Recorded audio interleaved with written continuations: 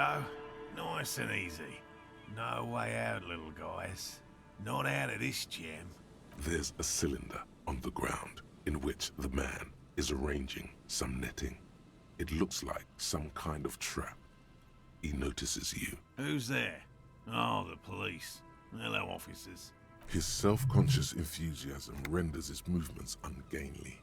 He looks like your understanding of a scientist. Is that the police? Why are the police here? Don't worry, Gary. I'll handle it. To what do I owe the pleasure? That's sarcasm. He takes no pleasure from your appearance. Oh no, it's all right. I'm just busy. What's this about? Hey, of course. Thank you for passing along the message. That damn water lock is broken, and we can't go all the way around the 881. You broke the water lock with a motor carriage? There was a billboard in the canal. Not a vehicle. It said Samaran Butter. Why?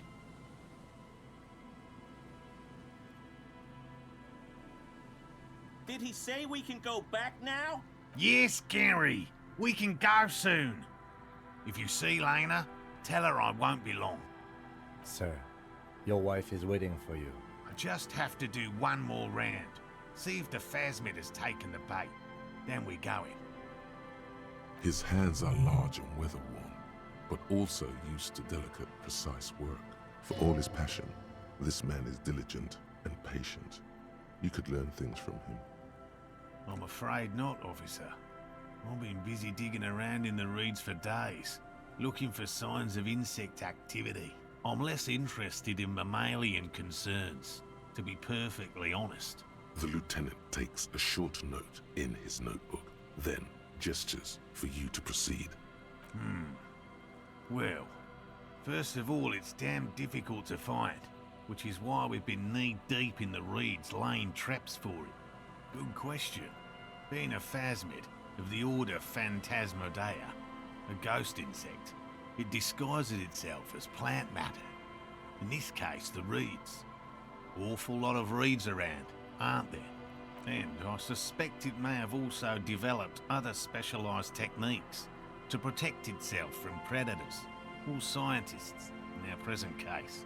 It's my hypothesis that it has evolved certain electrochemical defences that allow it to interfere with animal perception, impeding pattern recognition, confusing the visual cortex. But I cannot describe how these defences work, much less how they evolved, without studying a live specimen. Yes, it makes perfect sense.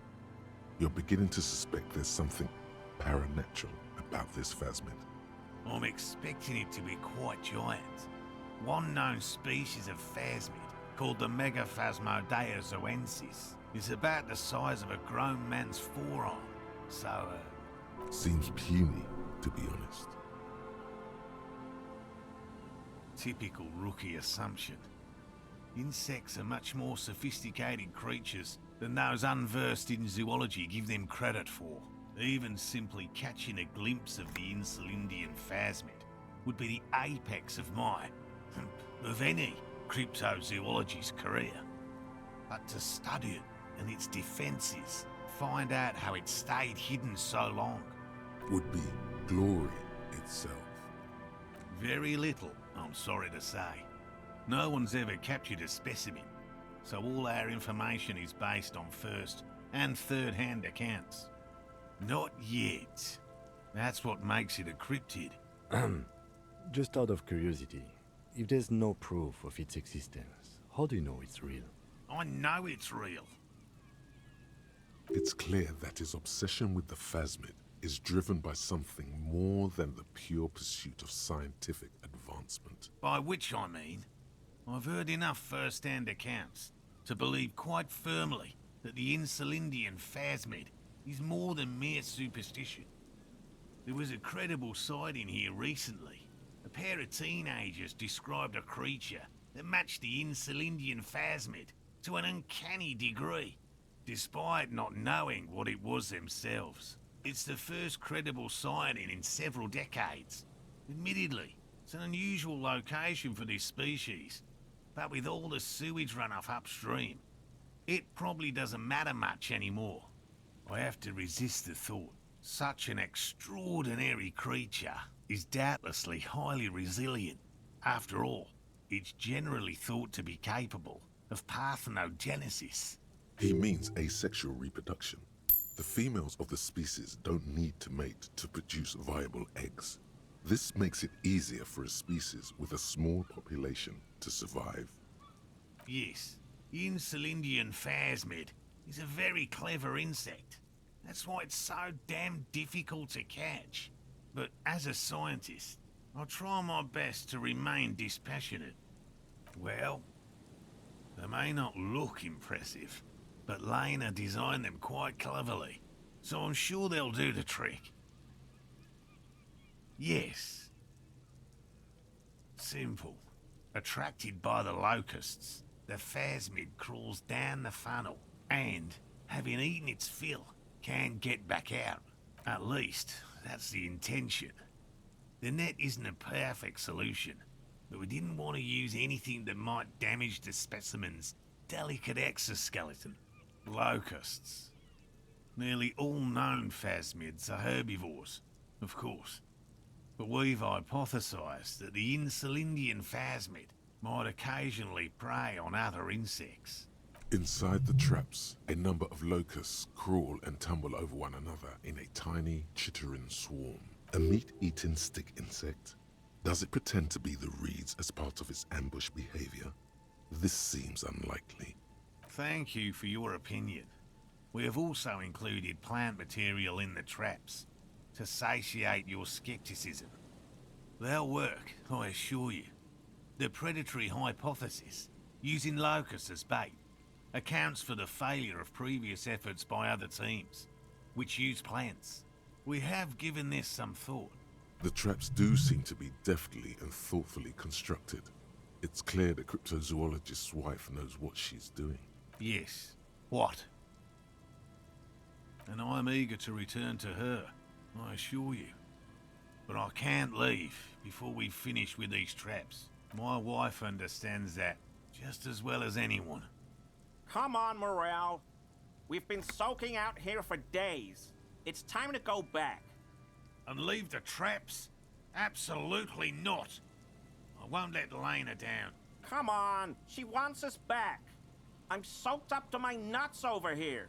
We'll both catch reed crabs if we don't dry out soon. What? Let Lena down? Sounds like the cryptozoologist's wife shares a special connection to the phasmid somehow. Of course it's important to her. She's seen it. A verified sighting, on record. One of only 4 this century, and it's hers. She's seen it? Yes, that's how we first came to know one another, in fact. But that's her story to tell, not mine. Needless to say, you must ask her about the mysterious phasmid. Suffice to say, it's long been our dream to find proof of the Insulindian phasmid together. I can't abandon course now. His spirit may be willing, but his body might be too old to endure the rigors of the coast. No, no, no. The traps need to be monitored on a regular schedule. What would we do if the phasmid were to starve while we were sipping tea at the hostel? He's dead set on this. I could go for some trap setting. I've just always liked animals and puzzles. Searching for cryptids is a bit of both. It's not child's play, just because I have to traipse through the mud every so often. Real. I know you think one is a respectable profession, while the other is superstition. Everyone does.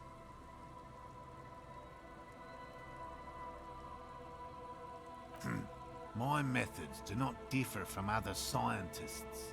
I simply draw upon a wider variety of evidence. And I have more hope that something truly surprising might happen. Your nerve endings tell you there is no such thing as a positive surprise. No, as I said, I have yet to catch a cryptid, although I have come close. Close enough to keep trying. Interesting. Something for later, this close call. No. Very few cryptids are ever discovered, and not for a lack of trying. To stay hidden is a cryptid's primary quality. It's even in the name, cryptid. Of the list of cryptids kept by the Cryptozoological Society of Chemnee, which is 4,082 items long, about 2,000 have been confirmed as hoaxes. 2 are categorized as confirmed discoveries. The rest are in differing stages of discovery, refutation, and data collection. Yes, the Chateau Quan forest pygmy, who turned out to be an extinct species of primate, and a cave salamander from Hugo Grad, who is, honestly, quite unremarkable. It's in a zoo somewhere. We cryptozoologists are brutally honest with ourselves. More so even than the public. With cryptids, most cryptids are hoaxes or they are never found. That does not mean we should stop searching. Indeed. If our expedition is successful, every paper in the world will report on it. From Revachol to Duchantu. It will be a zoological miracle. The hair on your arms stand up. Electricity. Sounds like reeds hissing. He has clearly done his math on this. There is no surprising him or swaying his opinion.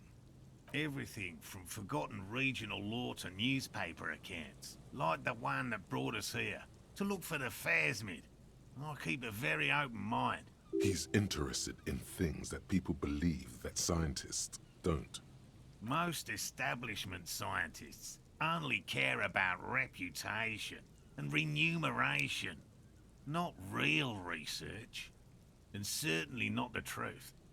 They're a cowardly lot, and both the field and basement archives can be dangerous places. Yes? All right. What cryptids precisely? I usually discuss these things with specialists, so I don't know what. We would have to discuss. He wants to say, but decides against it. You need to ask him about specific cryptids. Cryptids you've heard about from Lena, or his friend Gary. He won't just talk. A willow person. It's a long story. One non-specialist would find rather dull. Willow people? Not at all. They're not people, really. Some argue they aren't really animals, as they seem to have evolved directly from trees. They're very, very thin, almost flat in fact, and can camouflage themselves easily, wrapping themselves around trees and blending in with the tree bark. In that way, they're not too dissimilar from the phasmid we're looking for here. You probably have.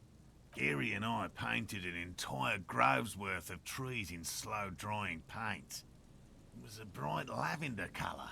I was hoping one of the willow people would get paint on it and not be able to camouflage itself. After waiting in hiding for hours, I saw a figure slip from one of the trees, a lavender shadow, dashing through the grove.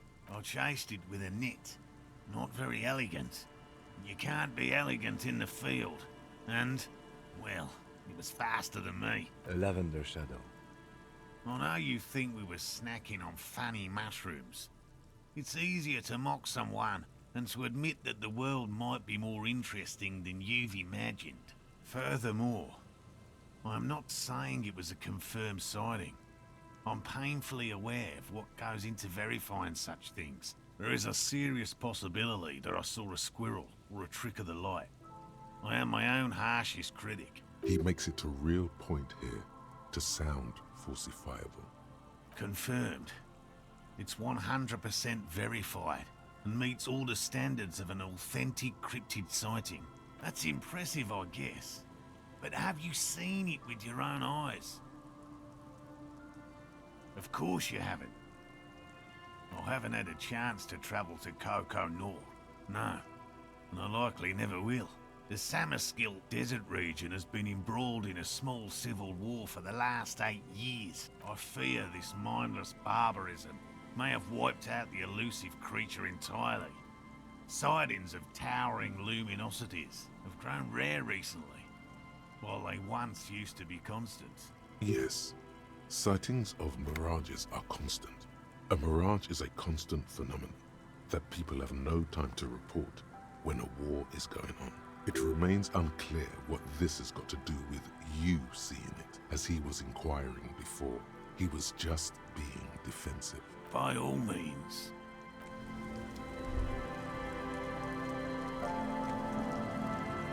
A metal and plastic contraption bobs up and down amidst the trembling reeds. At first, it just looks like trash, but if you look closer... That over there must be the boy class you told us about. The one she hid her passport in. We should take a look. Yes, spindly extremities have been here. Snap the cords keeping the boy in place. A little longer, and it will be floating somewhere out in the open sea. Moves across the water, leaving no traces. You're cold again, as always. Splendor.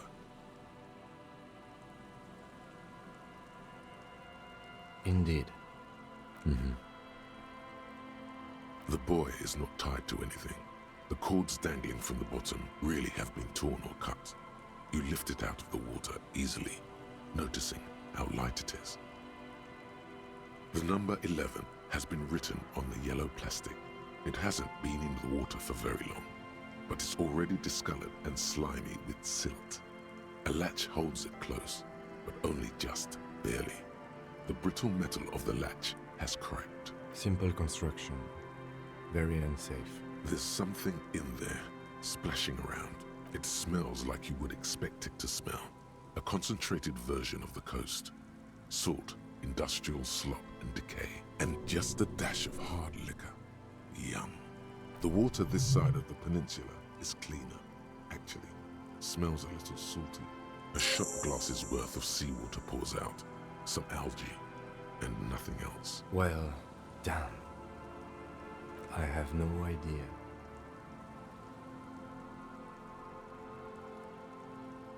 I wouldn't go so far as to say that. This is only a small loose end, but I do wish we knew who took the documents.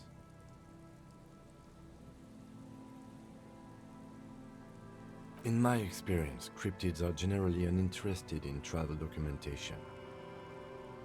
We should go. You could ask the miss what she thinks. Later, if you have the time. Though you doubt she'll tell you much at this point. I have no idea. Or think we do. This is a small loose end, either way. Not important, I hope. Could be. We should keep an eye out. Nothing. You could ask the miss what she... I have no idea. I wouldn't go so far as to... That may very well be the case. We should keep an eye on her. You could ask the... I have no idea. I wouldn't go so far as to... Might have been Glacier. Might have been the people after... You could ask...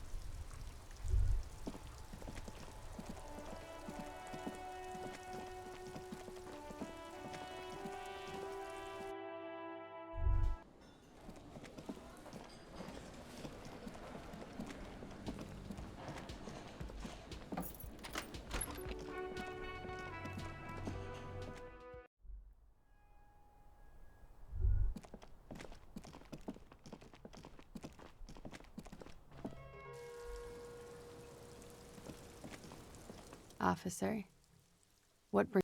Oh, Did you take the document? no, of course not. As I said, it would have been too risky for me to use those documents anyway. My employer gave them to me. In truth, I should have destroyed them. Yes, I am. Regardless of who took the documents. It was probably just an accident. I was worried I'd been too careless with the latch. The documents were probably just washed away.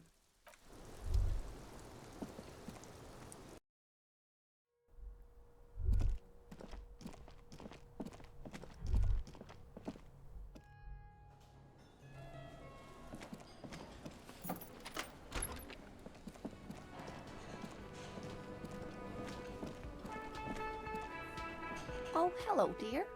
There you are again. Oh, you don't want to hear about some old woman's ramblings. Reflexively, the lieutenant read his familiar notebook. Well, it was summer.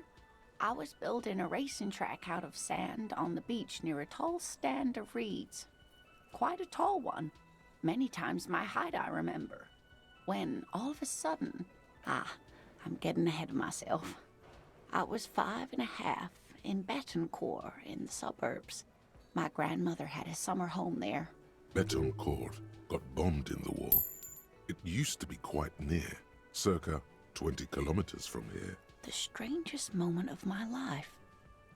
I looked up and one of the reeds moved. Not like a plant, but like a living thing.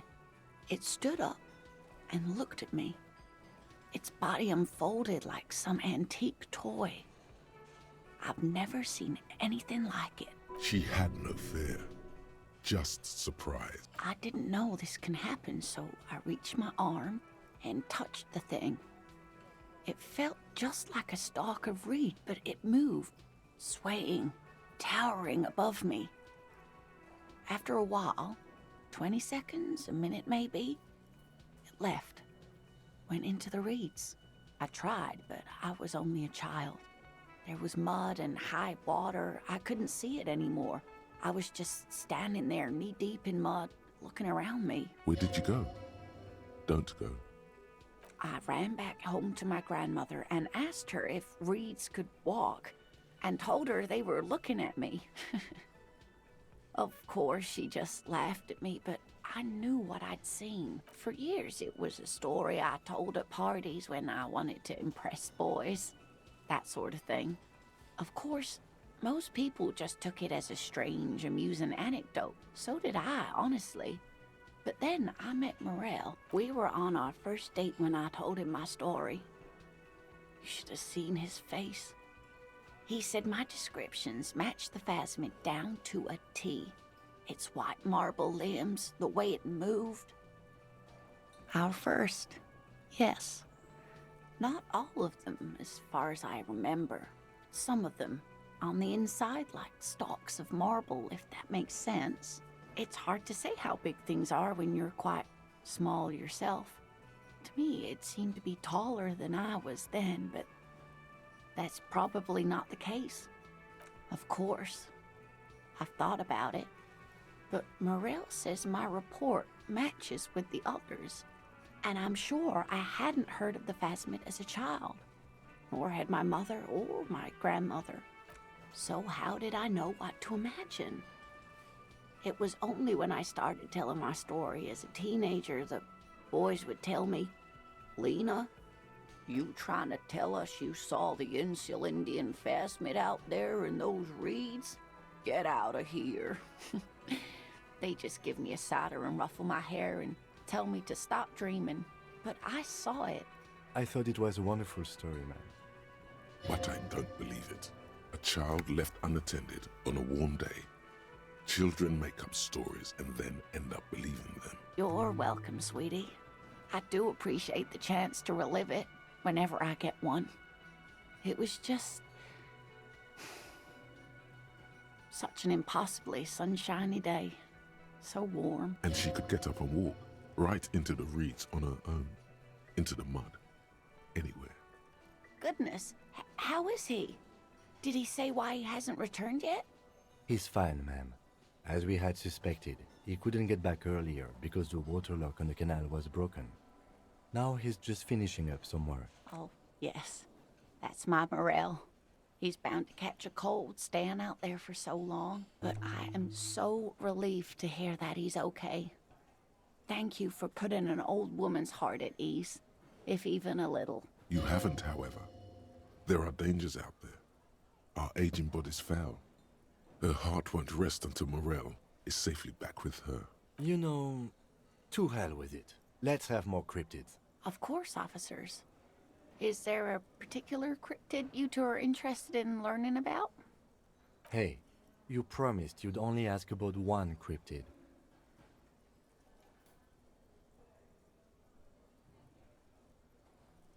The lieutenant pauses, thoughtfully. Something in him breaks. Ah, fuck it. Let's have more cryptids. Well, the smallest cryptid is the Cryobacter catlensis, a unicellular bacterium. It was discovered in one of the northernmost points of Katla on the Boreal Plateau by renowned geologist Caitlin Mijanou some 70 years ago. The bacterial colony Mijanou found had remained alive while frozen in ice for longer than anyone could reliably estimate. Certainly from before recorded history, Mijanou disappeared shortly after injecting herself with the bacteria she had brought back to study. No doubt in hopes of prolonging her own life. Yes, the bacteria had survived in the ice since times immemorial. It is not hard to see where she could have gotten the idea. It's actually a little hard to see. But do go on. Yes, and she's quite mad, too. After she treated herself with the bacteria, she stopped aging, but also became increasingly eccentric and irascible, so that even her oldest friends were forced to pull away. We can assume that she has been living somewhere in the wilderness for decades now, all alone except for the Cryobacter catlensis coursing through her bloodstream. I thought we'd agreed on just one cryptid, sweetie.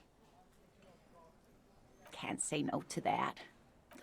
Mijanou disappeared shortly after injecting herself with the bacteria she had brought back to study. While, yes, everything. After we can assume that she is the gnome of Jeroma.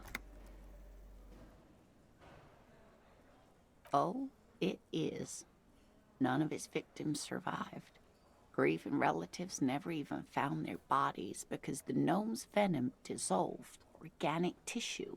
It was reportedly a small creature with webbed fingers and a protruding forehead and a gangly little thing. Quite scary to look at. A couple of campers found it when it was already dying. They heard an odd wailing in the woods and followed the sound. They were scared and wrapped it in tarpaulin to suffocate it. It still took the gnome of Jeroma an entire day to die. If the body of the creature was found, why aren't there detailed illustrations of it in science textbooks, confirming the existence of this very little species? Alas, the first scientist who got his hands on the creature's corpse put it in a jar of formaldehyde, thinking that would detoxify the gnome's venom. Instead, all the venom leaked out of the creature's teeth and into the surrounding liquid, dissolving the creature itself. A poetic end, perhaps, but a real loss for science. Alas, always alas, and then it was gone. Isn't that overly convenient? I understand your skepticism, but that's what happens with things that are rare and stand out. Their disappearance is most memorable, and they are least likely to be found again.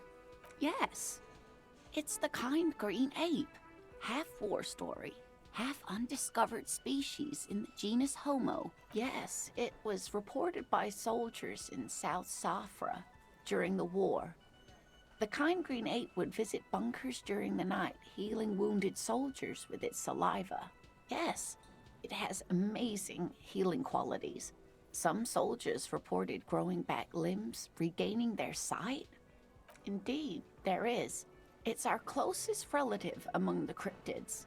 Same taxonomic family, different genus. Which is to say, the kind green ape is a species with which we share a common ancestor, and that evolved parallel to our own. Just like your partners.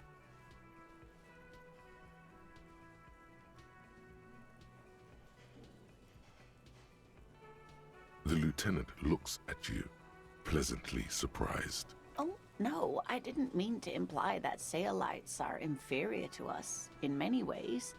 You are superior. For example, your earwax doesn't have a foul odor like ours does. A tremendous evolutionary advantage, I'm sure. But perhaps we've had enough speculative biology for today? What an interesting question. And the answer is yes, there are. Of course. All fairy tales have someone or something invisible in them. Okay, I won't spoil your fun. What is the invisible cryptid? It's the Col de Mamadaqua. Its name means thin whisper of sound, and that's precisely what it is. Self-replicating sound waves, invisible and intangible. The Col de Mama is very afraid of us, which makes it incredibly difficult to track. Korula Mamadaqua can also be translated as a whisper light and low. Yes, that's another translation. They're both quite lovely, aren't they? Although the low part is a little ironic. The Col de Mamadaqua makes, or rather is, such a high-pitched sound that other animals, including humans, can't hear it. It could be everywhere all of the time, and we wouldn't know. Fine, I'll bite. How can an animal be a sound? Many scientists have asked the same question. Some have claimed that it isn't itself a sound, but a tiny corpuscle that emits sound waves. But there's no evidence to support this theory. It could be. As I said, it could be everywhere. And we wouldn't know any better. It could be ringing all the days of our lives and nights. Maybe it's predatory. It's not. Don't worry. If it were predatory, we would have found it by the damage it inflicts. I wouldn't be so sure. What if the damage is also invisible? Plenty. It's the evidence that led to its discovery. In the 20s, a group of Areopagi ornithologists, that is, scientists who study birds, were trying out a new recording technology for capturing sounds outside the range of human hearing. When playing back recordings they had made in the foothills of the Ea mountain range, they noticed certain anomalies, patterns that seemed random at first, but on closer examination were consistent with the waveforms of songbirds. The scientists soon discovered they could track and even predict what appeared to be feeding, mating, and migration patterns based on sound waves in a strictly delimited range of ultrasonic frequencies, even higher than those of the highest pitched bat calls. They realized that they had discovered a new species and called it the Col de Mamadaqua, after the Paracanassian name for the voice of God, which is said to be very silent. They grew quite obsessed with these little birds. Even though they couldn't see them, they could distinguish among individual birds and even began to name some of them. Sequester, Time, Joscan, those are but some of the Mamadaqua they followed individually. That is a sad story. A group of university students assisting with the field work in their enthusiasm for the project, and no doubt because they were preoccupied with impressing their professors, nearly drove it to extinction. They tried to communicate with it and had no other means but sound. So they started sending out sound waves at frequencies they thought might match the Mamadaquas. And what happens when a sound wave meets another sound wave of the same frequency, dear? Psst. They cancel each other out. You have no clue, because you're not a dweeb. Exactly. And these tests were performed so recklessly that when they happened upon the right frequency, well, they wiped out most of the population. Great regret washes over her. A wending cloth. After that, the corpuscle appears to have migrated elsewhere. There have been recordings of anomalies similar to those spotted in Ea, but they've been few and far between. It's impossible to confirm the presence of any stable Col de Mamadaqua population anywhere. Of course. A common thread in these. Disappearance and unfalsifiability. I like the story, though, ma'am. I'm glad you did, dear. What about what? I'm glad you like them, but I'm not really one to tell you about all of them. You should ask my husband if you get the chance.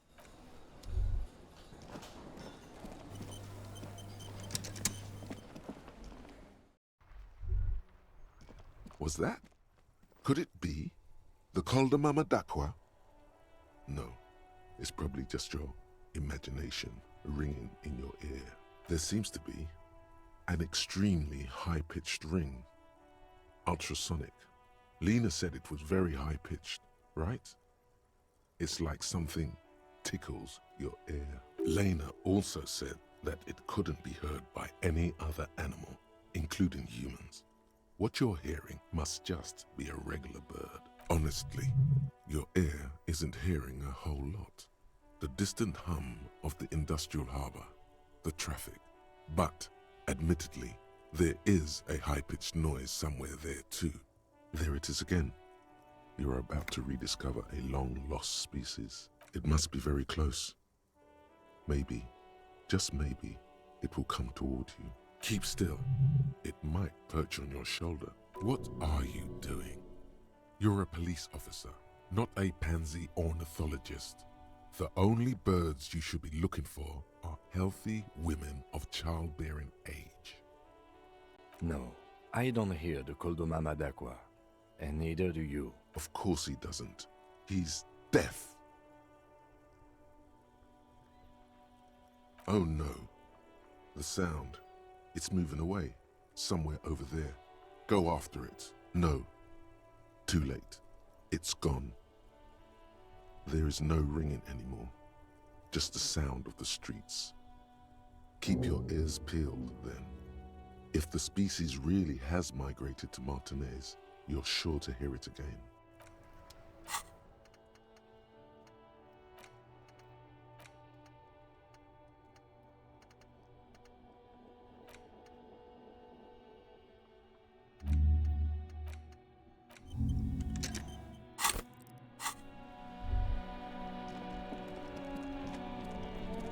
Inside, you see a set of steering levers, a radio microphone. This is Chris. Just 10-4, come in, officer. Over. Roger that, 10-10. this is precinct 57. It will take. Her voice. Gottlieb, what is it now?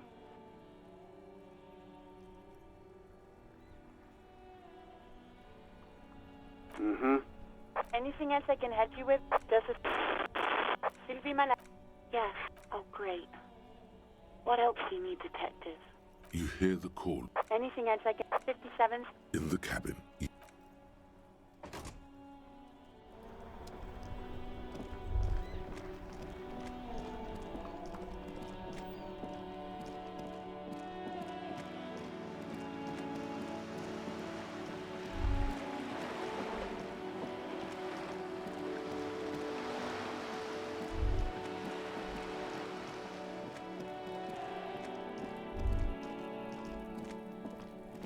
Trying to sneak up on...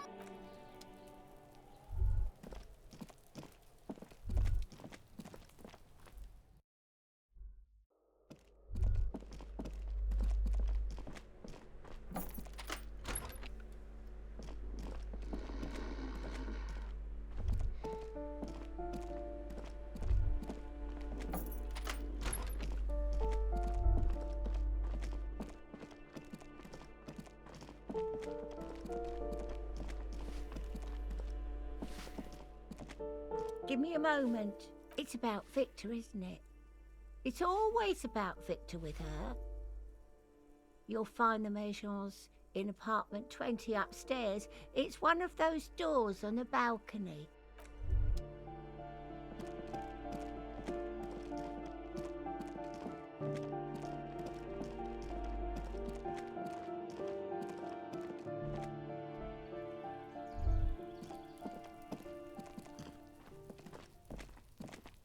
A weathered brown door.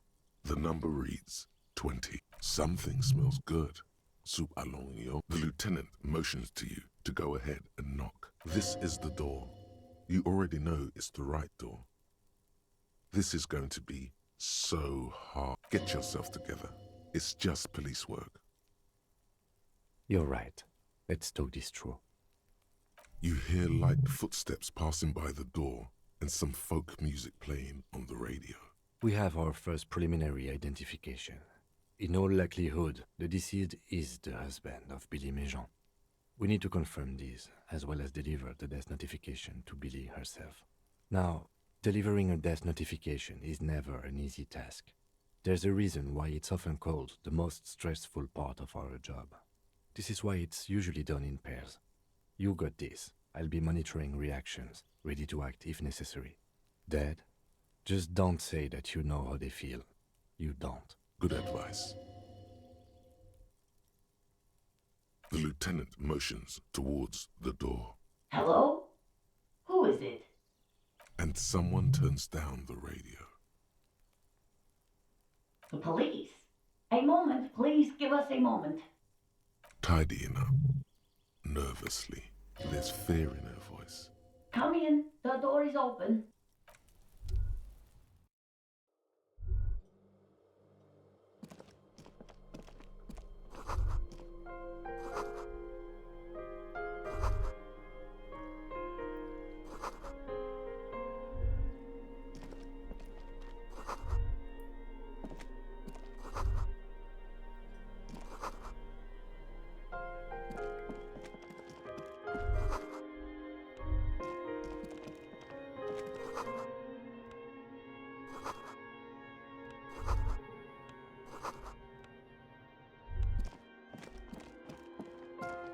It's you from the bookstand.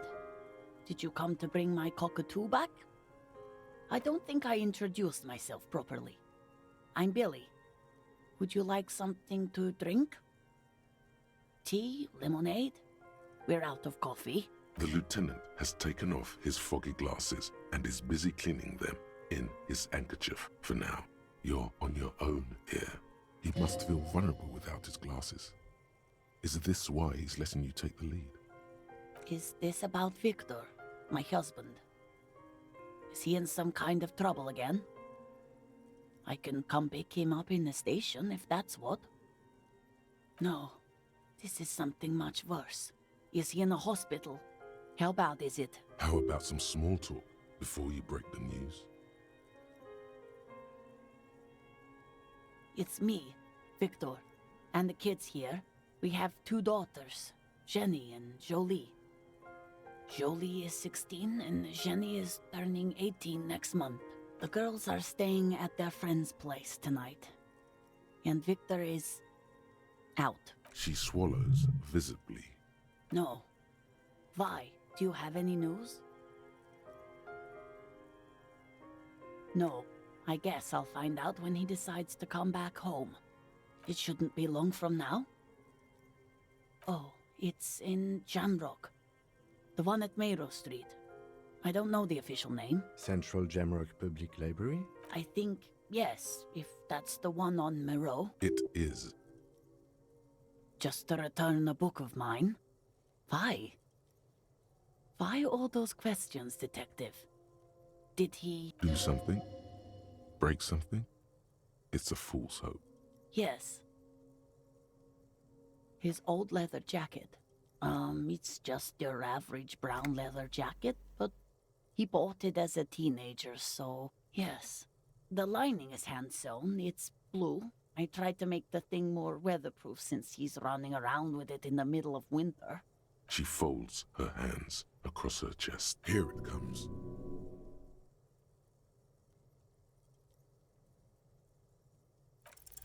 You've done this before.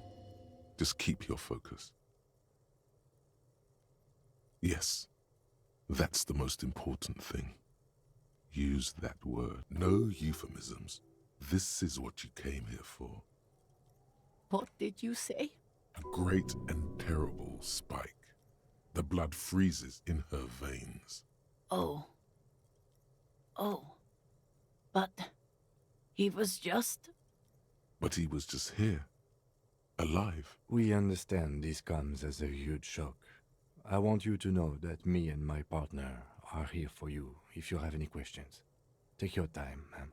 What happened to him?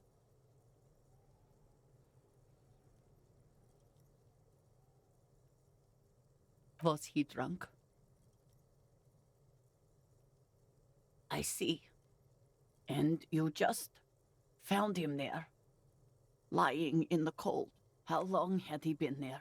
If you say 2 days maybe, it will be etched in her mind forever.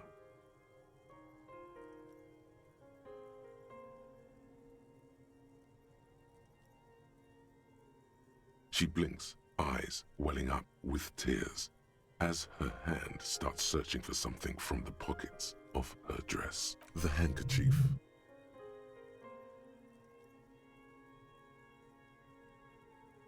Yes, thank you. Is there anyone we could call for you? A friend, a family member, someone who could be here for you? No.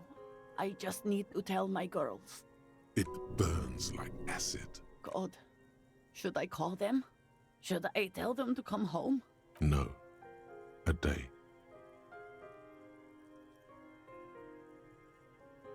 Good. That's probably the right thing. Thank you. She can't take much more. Her stomach is churning.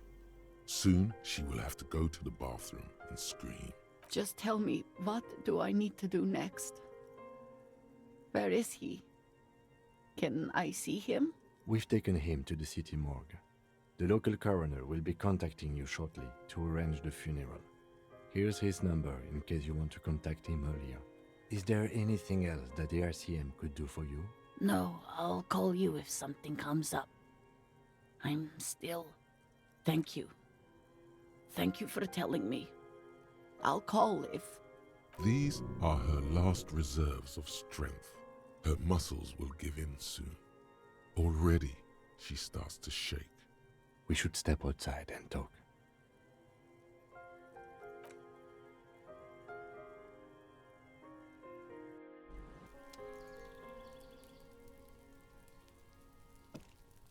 You did well.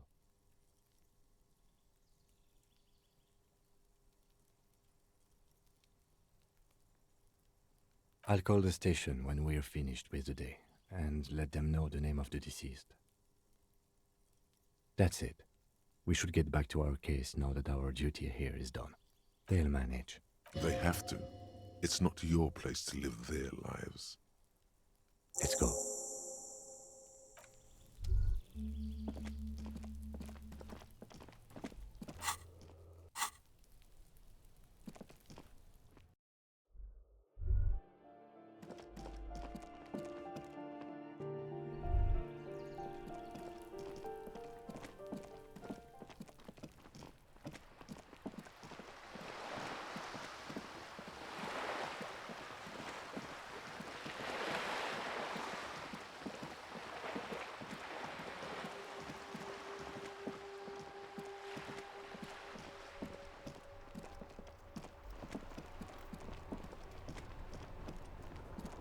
Oh, sorry, officer. Host almighty. He's a total bummer now. The warning. We can sit on bed. You can revisit.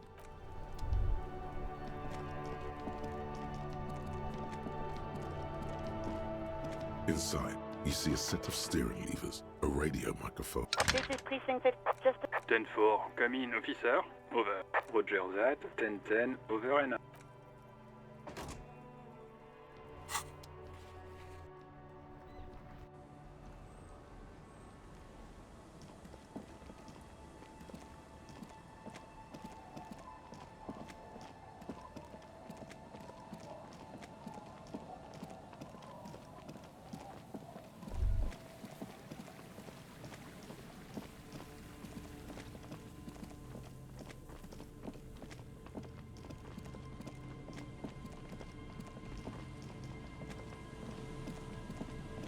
Hello, I'm Gary. How do you do, officer? Yellow man. I mean, officer. The lieutenant raises his eyebrows slightly and takes out his notebook. Yellow man. Interesting. This is something to ask him about, after a little probing first. I'm just waiting for my friend Morel to finish up with his insect traps so we can return to civilization. I like nature, just not this bloody coast. It's mostly drunks and degenerates that come here.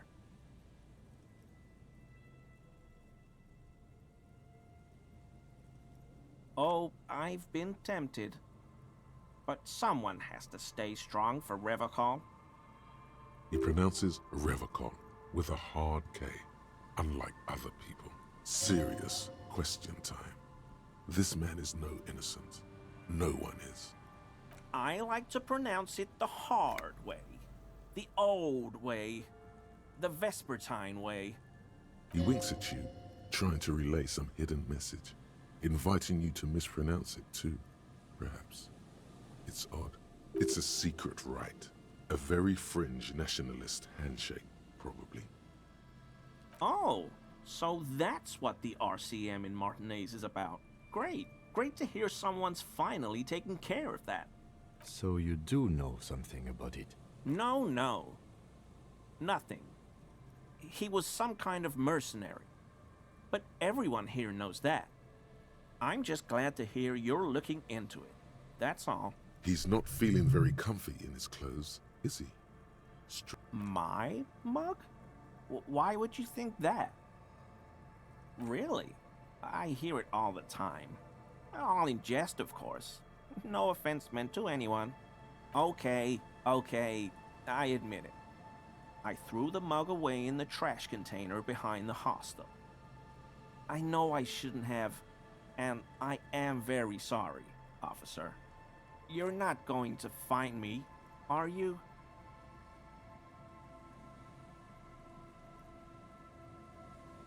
Whew. Thank you. You won't regret this.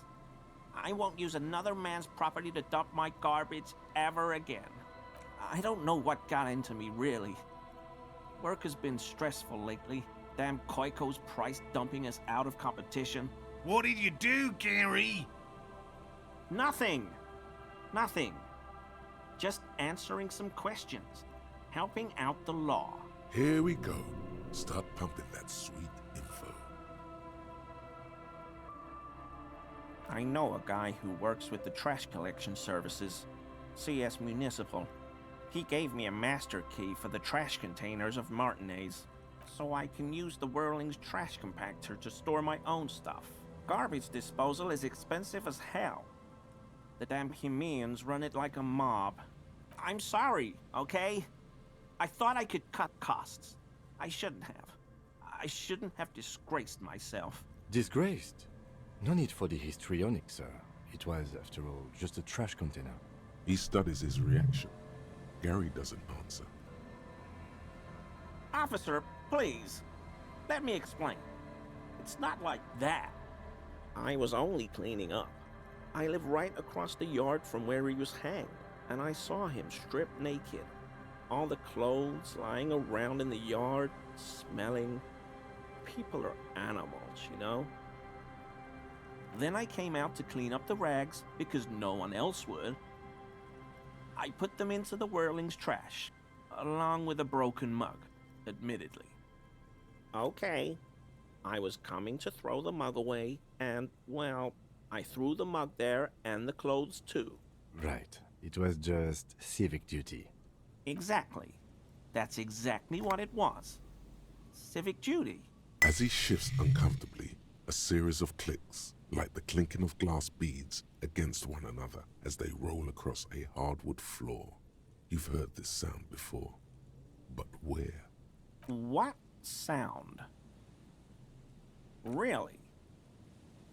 There's lots of weird stuff out here in the reeds, though. Insects, trash. Could be the wind shifting some garbage nearby. Every day, the wind shifts the reeds and whatever was left in them. Tambourines and condom wrappers, plastic and glass bottles. The smell of decay. The sound you heard was not the sound of something easily abandoned. What sound? I haven't the slightest. There's lots of... The sound you heard was not the sound of something... Armor? No. I mean, yes. Of course. I know he was wearing armor. but I don't know anything about it. There's something going on here. You should observe him more closely after this topic is concluded. I hope I could help your investigation, in my small way. Don't be so relieved yet, Gary. This bad cop may have been in your apartment, admiring your mug collection.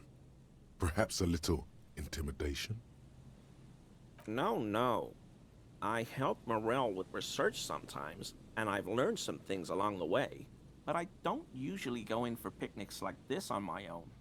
There probably is a follow-up to this, but you can't think of any.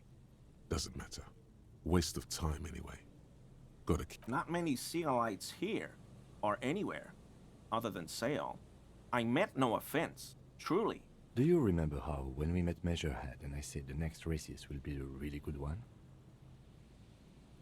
Well, this is that racist.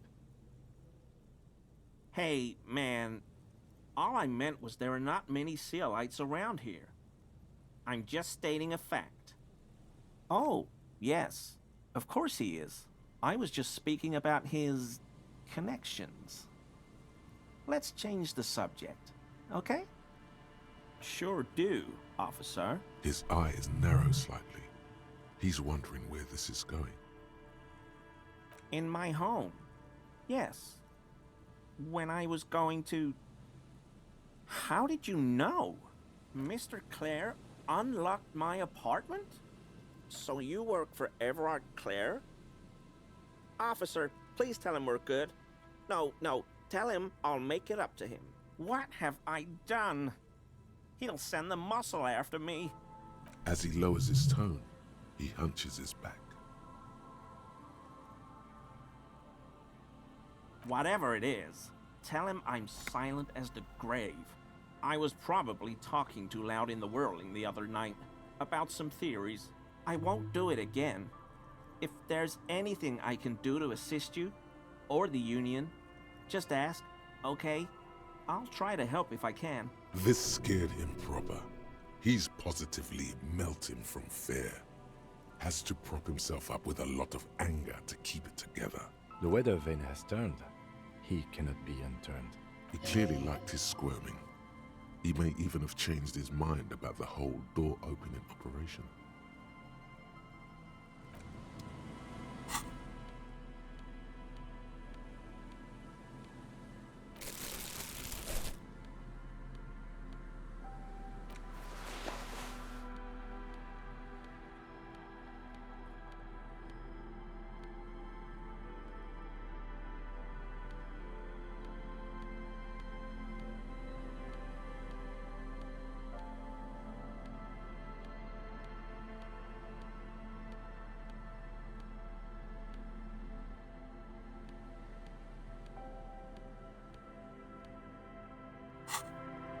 Always a pleasure to see an officer of the law. I mean, officers. That shirt looks very uncomfortable on him. Look at the buttons, barely keeping that thing together, as if something is ready to rip out from underneath. Yes, like a piece of ceramic armor, for example. One that makes a clicking sound when the plates meet each other, resembling pearls or marbles, stolen from the corpse in the yard near where he lives. I knew you'd figure it out, officer. I'm sorry I didn't tell you at once. I was ashamed of what I did, and I didn't want you to know. This shame is surprisingly sincere. Gary, what's going on? Later, Morale. I've got apologizing to do. No, you've got explaining to do. Everyone was picking those pieces off him, and I was watching them do it. And they'd scattered his clothes all over the yard. Everything was smelling. So I went there to take out the trash and started cleaning up. All those rags on the ground, him swinging up there, and I had a lapse of honor, sir. I thought, he's a foreigner. They all say he wasn't from here. Only the cuirass was left. So I stripped it off him. It was early in the morning. No one saw me. I took it with me. It was a mistake. Had I known it'd give you guys trouble, I wouldn't have... Fuck. It's okay. It was a loose end, and you are tying it up now. I'm so fucking sorry I called you Yellow Man. Seolite officers commanded the suzerain's navy. Most of them sided with the king when... They were thoroughly conservative men, he realizes suddenly. He sighs again, hangs his head, and unbuttons his shirt fully. A cuirass that matches the dead man's boots comes into view. Soon it is in your hands, smelling of his sweat, but so light to hold, like a bag of cotton. This is it. This will protect your mortal shell. Don it and live. Because I was weak. I should have told you the moment I saw you. But... The hell, Gary? You in trouble? I'll explain later. I always thought it was the Union, but I sure as hell won't go around saying that anymore. You have my word. I don't know, and I won't be running my mouth on this subject anymore. Yes, absolutely. I will never do anything like this again. I won't mess with Mr. Clare either.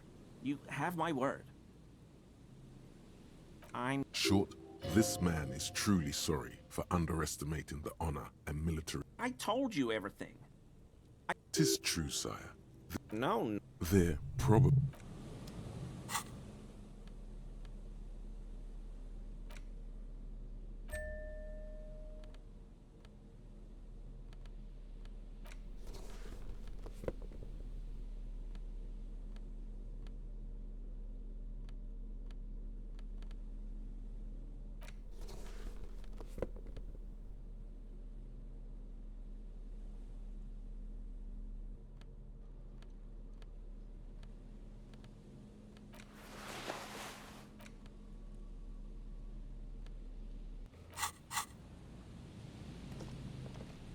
Hello.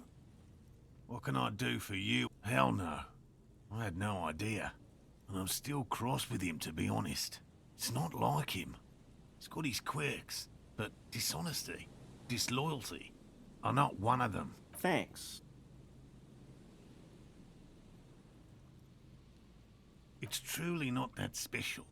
What is cryptos? Yes? Okay. I already did my best to be...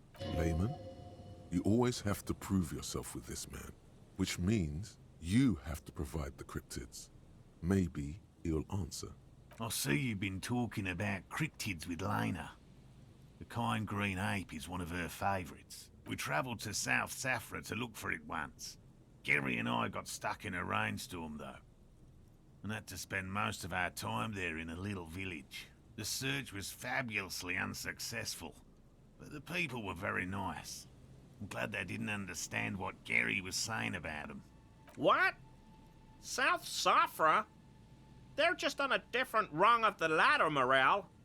I had no problem with them. Really?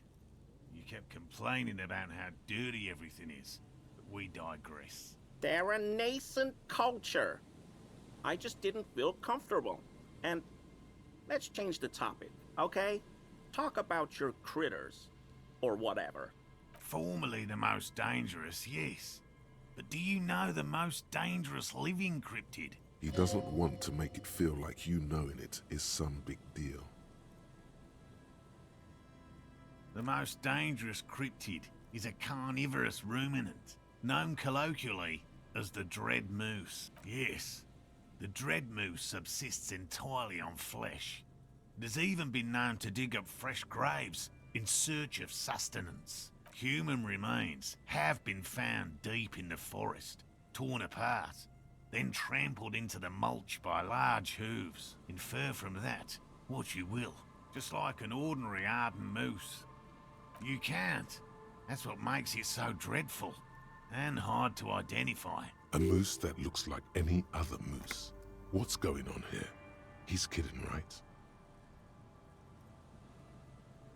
The bodies found in the forest are just one piece of physical evidence. There's more. The recent surge in the moose population. As hidden carnivores, the dread moose are effectively removing competition for both themselves and their evolutionary cousins. Moose are already being hunted for sport. Can you imagine what would happen if they came to be viewed as predators? The carnivorous moose are a very young species, the result of a genetic mutation that fared well in the process of natural selection. It makes sense that such a majestic animal with natural weapons, antlers, would come to rule the forest. The only strange thing is that it took so long. One slaughterhouse at the outskirts of the woods in Vasa reported that its staff kept seeing moose in the distance. The moose would just stare at the building, as though they were waiting for something, its eyes bloodshot and full of cruelty. And that's not all.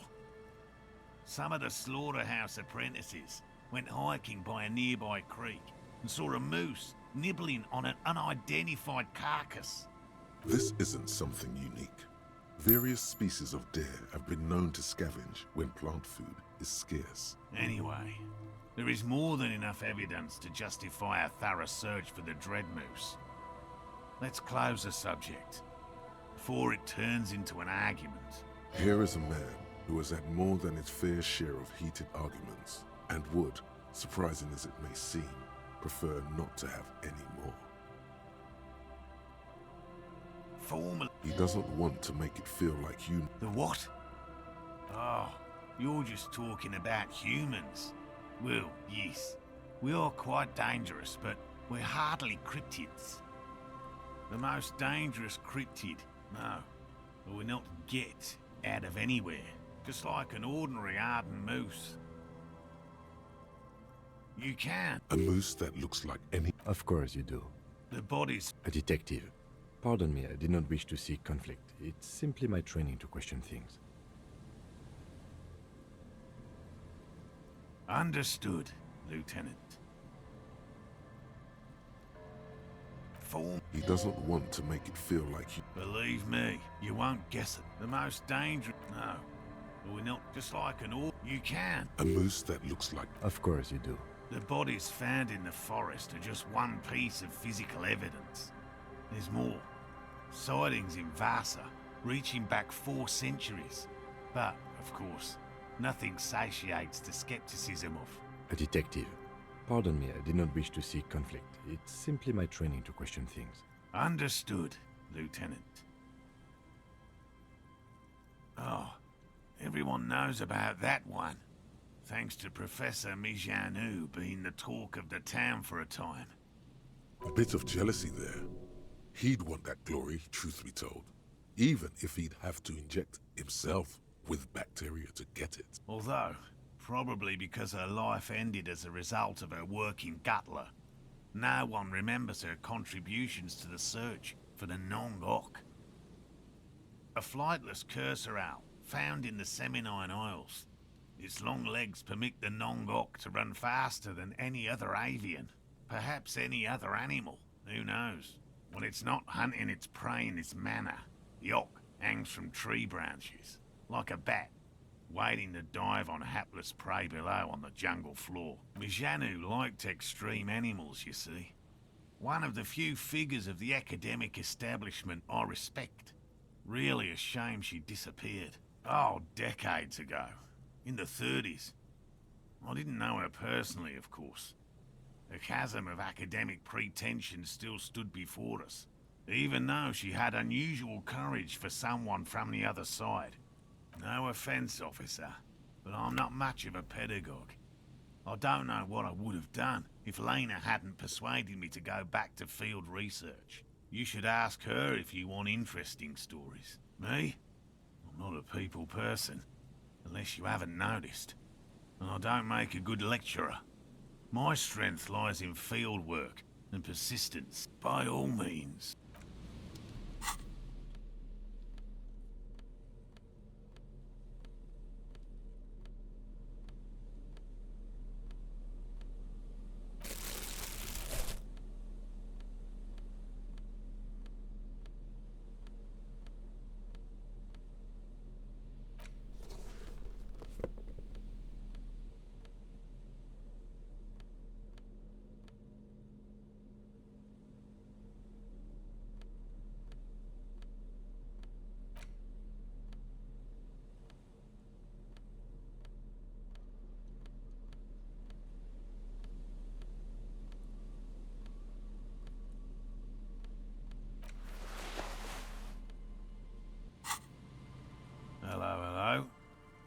didn't expect you to take such an interest in our work here, officer.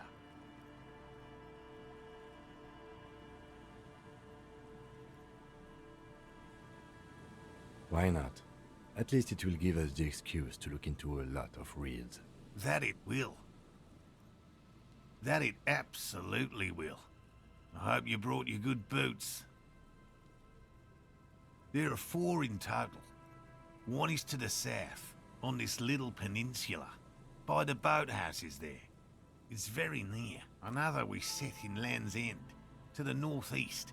It's behind a small sand dune there, on your way to the old radio tower, after the church. The third is set near the canal, where you crossed, by a concrete slab. A big thicket of reeds going up the slope, and among them, you should check at least one of those before returning to this one, since I just said it. This one's more of a technicality, but still, better safe and stupid than bring it to me at once. Just make sure the trap is closed tight. That's highly unlikely, officer, but in the event you do, I'll spray you with a pheromone mixture I developed. It's made of musk and research chemicals. The pheromone should attract the insect to you, or at least prevent it from bolting at the sight of you. It's quite potent, will last you about a week.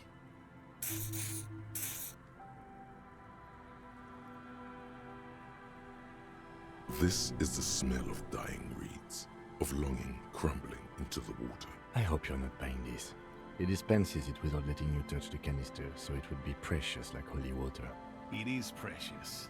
A single dose cost me 50 real to develop. Not that I expect you to understand self-financing one's own research. Right, which means you two can pack up and go back to the boiling. Finally, someone's talking sense. Thank you for your help. Gary and I will start breaking down camp. If you have any more questions, now's the time to ask. We'll be gone once you get to it.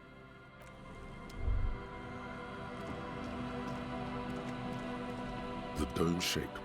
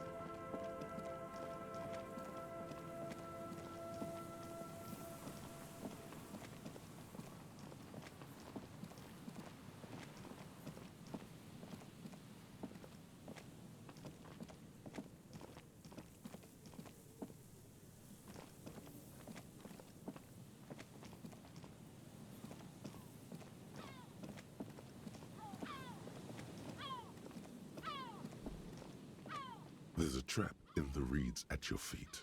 Looks like the same one you saw Morel set before.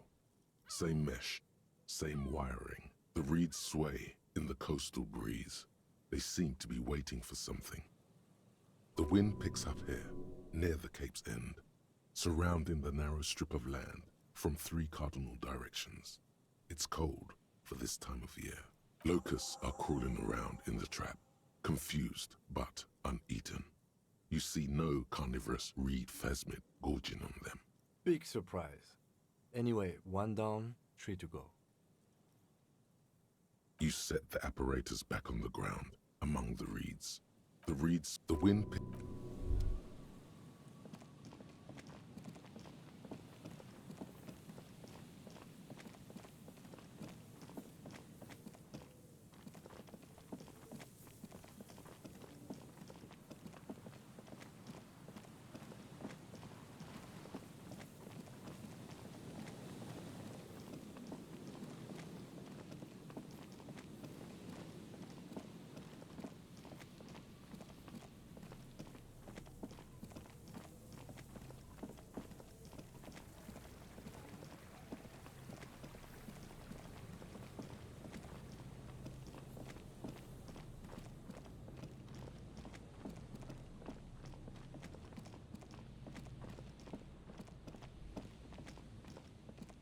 A familiar apparatus lies among the reeds, another one of Morel's traps, weighed down by stones to keep it in place. Behind you, the ruins of a residential building rise over the reeds, shielding them from the wind. The reeds rustle confidently. When this district was booming, the reeds were kept at bay. Nothing obscured the freshly painted facades, nowhere for drunks and adventurous teenagers to hide. Now only the wind blows. This trap is also full of panicked locusts. No sign of any cryptozoological beast inside. Another empty trap.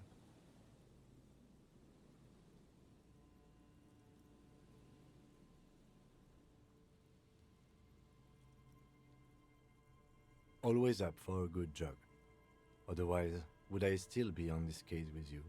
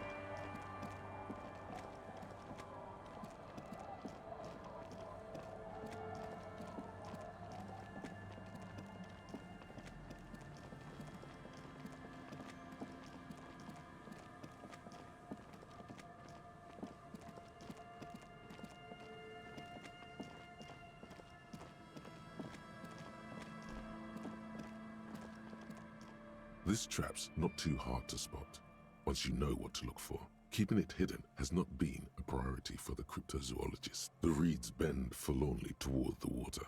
Some tufts have been crushed. The broken stalks sickly pale against the darkness. In the east, the city center hums to you. The constant, distant song, louder on this part of the coast, nearer somehow. And there's that cold again.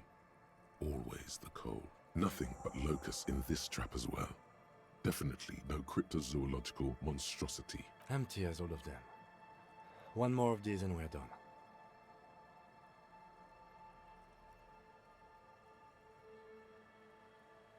No, I'm fine. I didn't mean to complain, it's just...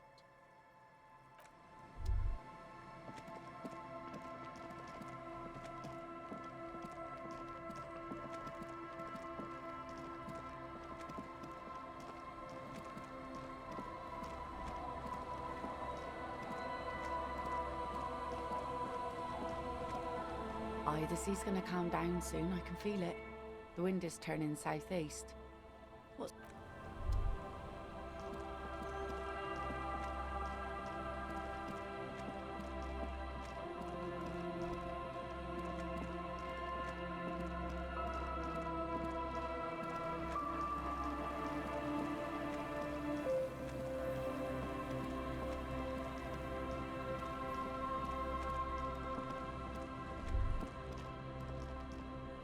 This is the last of the traps.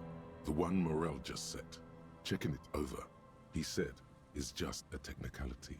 The reeds hiss and shake in the darkness that has settled over the abandoned camp. The later it gets, the colder. Remnants of the camp can still be seen in the sand. The fire that's gone out. You feel strange, somehow. The trap feels light and silent as you pick it up. Something is different here. No locust, no phasmid either, but still. Well, the bait worked on something. This doesn't mean it was a reed monster, though. Unless you see one in there, I just see an empty trap. The netting is a little untidy, messier than the others. Like someone or something picked the trap up and shook it before dropping it back down on the ground. Perhaps our cryptozoologists have competition in the form of an actual entomologist, or someone else is sabotaging them. I could present more theories, but then I would be taking this on as a case, which I'm not. Okay, but after that we get back to our own assignments. We've done a thorough survey of the coast now. Just running around is no longer useful. A cold gust of air dries your sweaty face, and you look to the dark shadow, the felled building in the distance, drawing you to it. What a strange sensation. Once this is done, should you try to ask again? You've checked all the traps now. There's nothing else to do.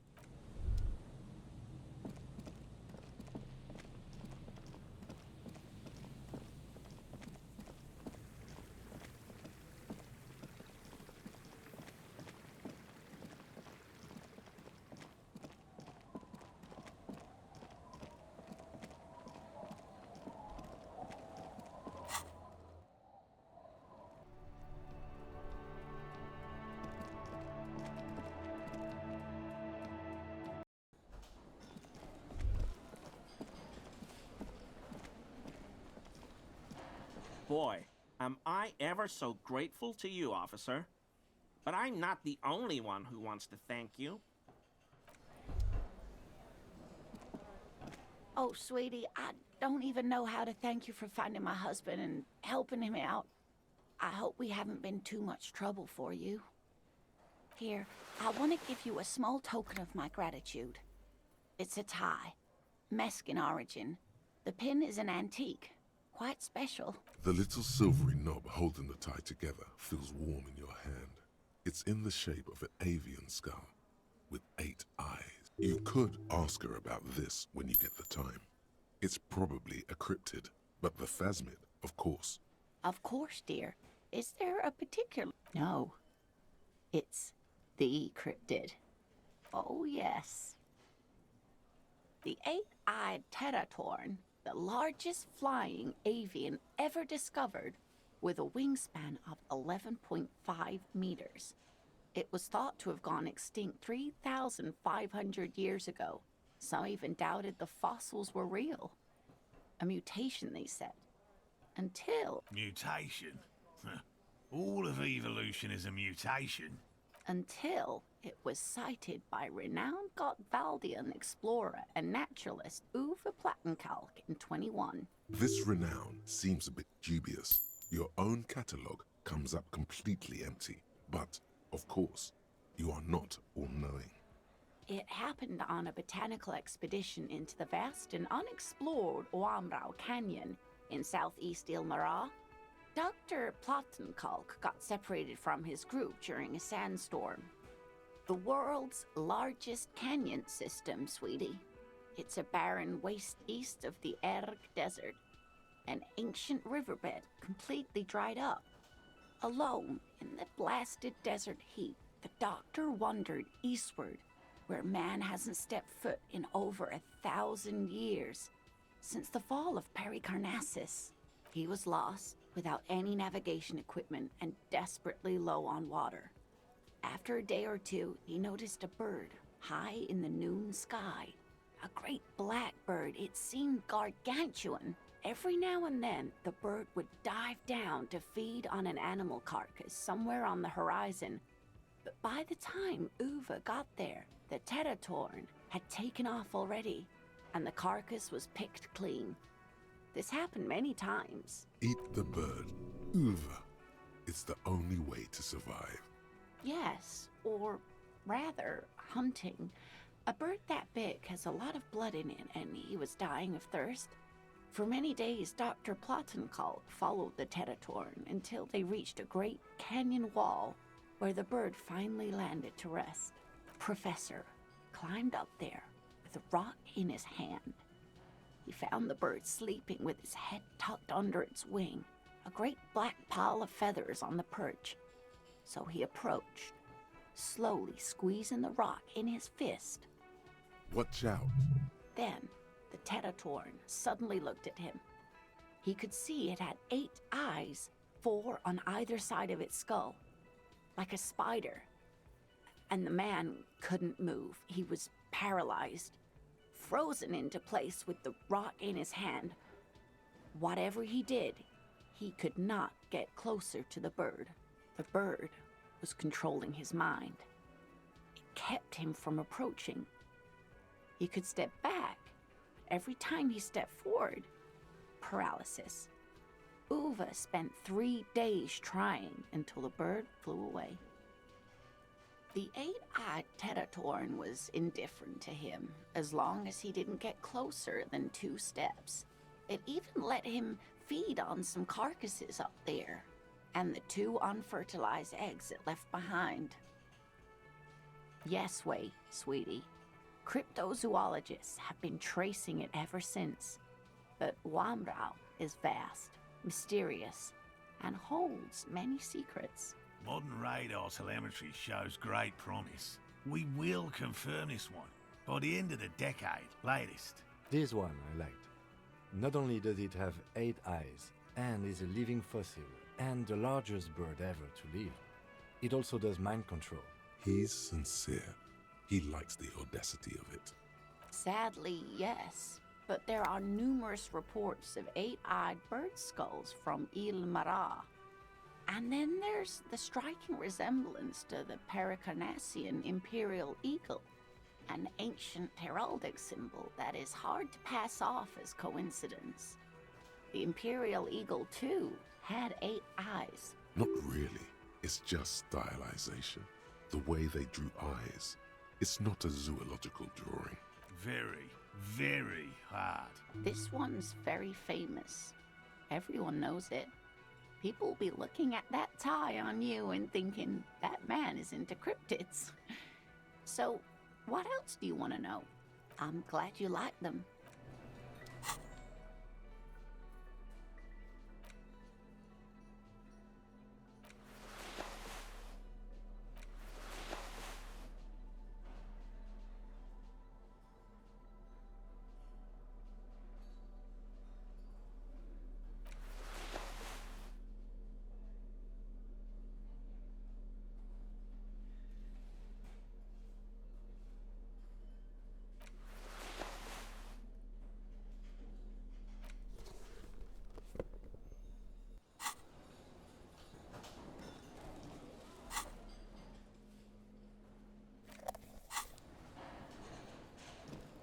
I couldn't possibly shower thanks on you as enthusiastically as my wife has. But I am grateful for your assistance, officer. He tries to play it cool, remain professorial. But inside, this man is itching for some news on those traps. Good. Okay. And? Completely empty? No locusts? No phasmid either? That's not ideal, but I definitely left that one stocked. Right from the campsite? Just means the Insulindian phasmid is even more clever than we thought. Of course, more clever. Yes, the Phantasmadeia picked off the locusts and escaped. This is good news, though we'll have to reconsider the design of the traps, make them more secure. Another trip to the reeds. Of course. Be sarcastic. Unless you have an alternative hypothesis you'd like to venture, mine stands, okay? Actually, no. Excuse me for getting emotional. This is a big deal for us. You've helped us twice now, and brought some great news too. My gratitude, and the gratitude of the Société Cryptozoologique de Ravachol, is yours. Heartfelt gratitude. But does it feel like closure? What really happened? Thank you, it's an honor. We should probably return to our main investigation here. This has been refreshing, but... Helping cryptozoologists isn't really a priority for our organization, is it? The lieutenant looks out the window, impatiently. Consider the way the empty trap was disturbed, as though shaken. Most likely the hands of a young person. Hands small enough to fit inside the trap, too. You should ask the red-headed boy, Kuno. A little hooligan. But what would a child want with bugs? Oh, my dear Morel. You've been an old man for too long. Kids love to torment insects almost as much as they love to torment old folks. Delinquents, my favorite. Oh, you've been such a dear to us. Please, let us know whatever you turn up. I have a feeling we're getting so close. Well, I see you've got all the help you need. I'll see you tonight at my place. Let's play suzerainty, but no more field trips for me. After this is your last chance to talk to Gary. Really, Gary? We're getting somewhere here. I'd love to play suzerainty, but... Lena, I'm sorry, but you're not getting anywhere. It was some kids. I know the little mutants around here. Leave anything out in the open and they'll steal it, even if it's bugs. Morel, it's been fun, really. But I need a bath, and I have deliveries to handle. When this tea is done, I gotta run. No need to apologize, Geary. You'd be more than helpful. We'll have to take a rain check on that game of suzerainty today, though. We're gonna follow this through. Very generous of you to help us out, officer. I'm sure glad to be back from that little excursion. I mean, officers.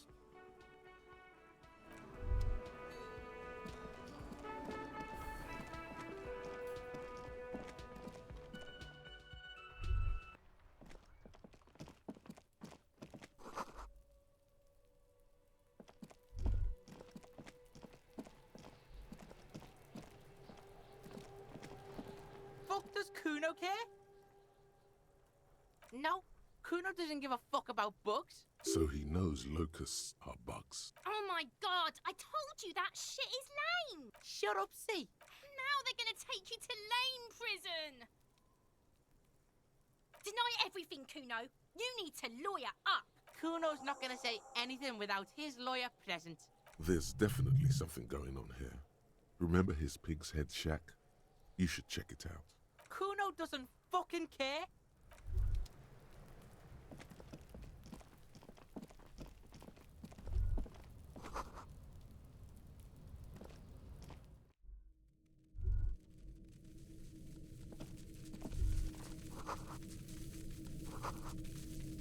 All around you, the hisses and chirps of locusts fill the musky air. The earthen floor of the shack has been shaped into mounds of mud, dotted with little holes for windows, like skyscrapers, spires of dirt and sand rising.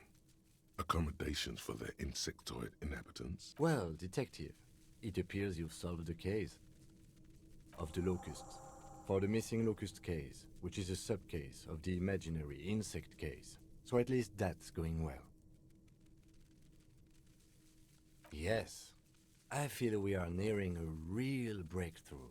If anything, the presence of the locust points to the opposite. The phasmid did not take the bait from the traps. It was Kuno. The phasmid doesn't exist. But what do I know? Use your powers of deduction. You knew the magic bug was nowhere near here. The phasmid is impairing your judgment. I'll let you handle the Kuno side of things. You are doing just fine.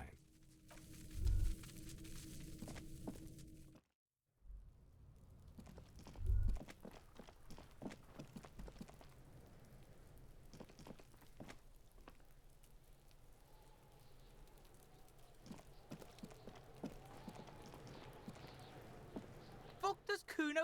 Yeah. Kuno took the bugs. So what? So it wasn't a phasmid. A wave of disappointment washes over you. Yeah, well, Kuno's all you got, bitch. It's not Bugtown. It's the city of locusts. Locusts aren't just bug shit.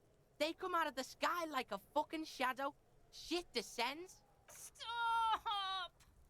You stop. It's like their fucking night. Locust City, Night City, City of Rage. There's a tug of war over the name of his fantastical city. It's almost too big for his imagination. The girl forces herself to watch again, the corners of her eyes twitching from discomfort. The lameness is causing her physical pain. The damage may be permanent. Kuno, the pig wants to help you. Oh, that's how lame it is. Please just don't say you're... An artist? Maybe I am an artist. You hear that, everyone? I'm a fucking artist now. Did he just say I? Kuno usually calls Kuno, Kuno. Kuno made Kuno. Kuno says whatever the fuck he wants. There are no rules here, pig. I fucking say I when I wanna, and Kuno when I wanna. Kuno's free. Kuno's free to fucking die, bitch. This is what he sometimes does when things get tense. Oh, Kuno! It's so lame, even the pig knows it's lame. Please stop! Yo, fuck you, see? Kuno can be what Kuno wants to be. Kuno's his own man. Kuno's free. Kuno made himself into Kuno. Kuno can make himself into anything. Kuno can make himself into a pig if he wants. Kuno can make himself into a... Kuno doesn't give a shit. Don't make yourself into a pig, Kuno. You'll have to take me away. In it, you hear snow melting, dripping from the eaves. Someone closing a window. I don't believe you. For once, the boy is lost for words. He turns completely red now, with splotches of white beginning to appear across his face. Use this momentary confusion to take control of the situation. I don't give a shit. I don't need the locusts anyway. Shit is all lame now. C was right. The girl's face appears again, above the fence, just long enough to make eye contact. It don't mean anything. It's shit. Kuno just likes to focus. Kuno likes to concentrate on shit. Build shit when he's zipping hard. Fuck. Pig, you really shouldn't have fucked with Kuno City. Now it's all fucking lame. Kuno's gonna let the fucking locusts die. The fuck are they trying to catch anyway? With the traps? He recognizes the name. Bitches think Kuno doesn't know shit. The fuck out of here. Kuno's tired of this shit. Fuck does Kuno care? Kuno...